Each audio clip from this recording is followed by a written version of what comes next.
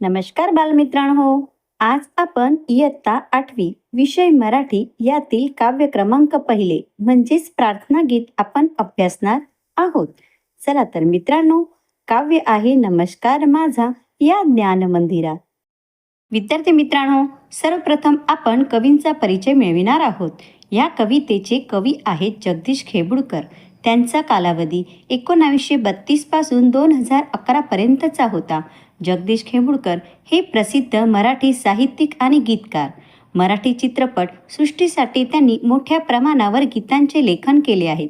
त्यांच्याद्वारे रचित विविध कथा आणि नाटके प्रसिद्ध आहेत. त्यांना महाराष्ट्र सरकार शासनाच्या वतीने 11 वेळा सन्मानित करण्यात आले होते.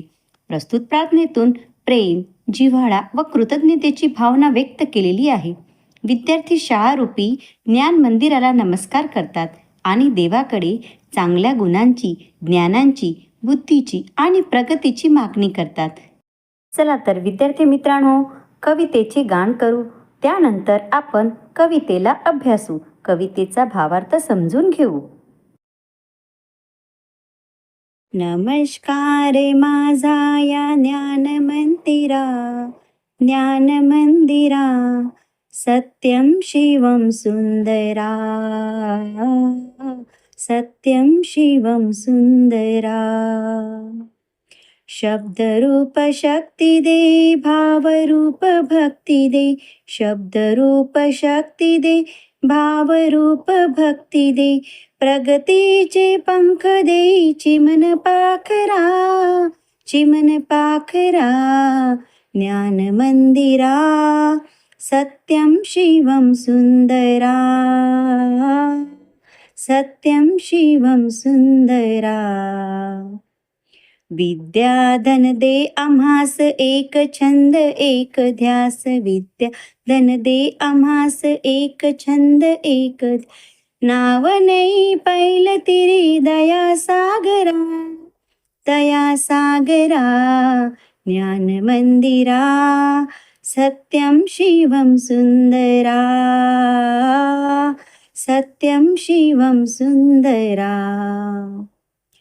हो आम्ही नीतिमंत, कला गुणी बुद्धिमंत, हो आम्ही नीतिमंत, कला गुणी बुद्धिमंत, कीर्तीचा कळस जाई उंच अंबरा, उंच अंबरा, ज्ञान मंदिरा, सत्यम शिवम सुंदरा,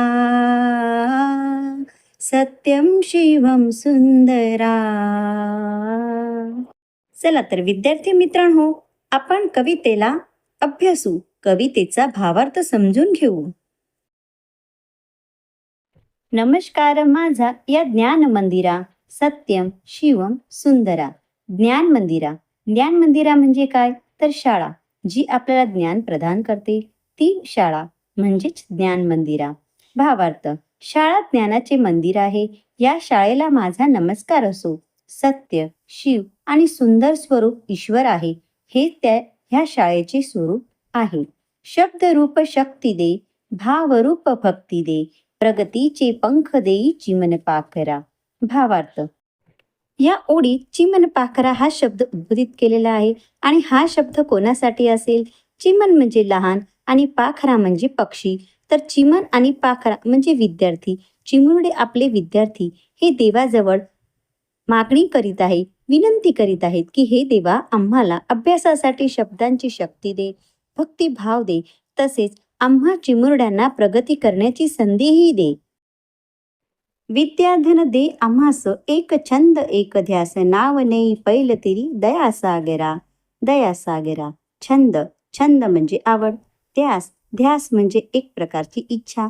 पैल तिरी म्हणजेच किनारा. भावार्थ, यात कवी सांगत आहेत की आम्हाला विद्यारूपी संपत्ती मिळो, ज्ञानार्जन हाच आमचा ध्यास असो आणि तू या संसाराच्या पलीकडे नेणारा दयासागर असो. हो आम्ही नीतिमंत, कला गुणी बुद्धिमंत, कीर्तीचा कळस जाई उंच अंबरा, उंच अंबरा.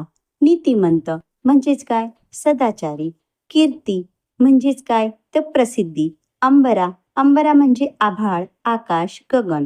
अशा पद्धतीने विद्यार्थी मित्रांनो, कवी ह्या ओळीतून सांगू इच्छित आहेत. आम्ही नीतिमत्ता शिकून विविध कला आणि बुद्धीने प्रगती करू. आमचे नाव आभाळासारखे उंचावू. अशा पद्धतीने विद्यार्थी मित्रांनो, हे विद्यार्थी ज्ञानरूपी शाळेतून आपल्या मागणी पूर्ण करत आहे. देवाजवळ साथ घालत आहे, साकडे घालत आहे, विनंती करत आहे. या ज्ञानरूपी मंदिराला नेहमी आमचा नमस्कार असो, नमस्कार असो, नमस्कार असो. चला तर विद्यार्थी मित्रांनो, या कवितेला आपण अभ्यासलो. त्यावरून आपण आता संवादाच्या प्रश्नांची चर्चा करू.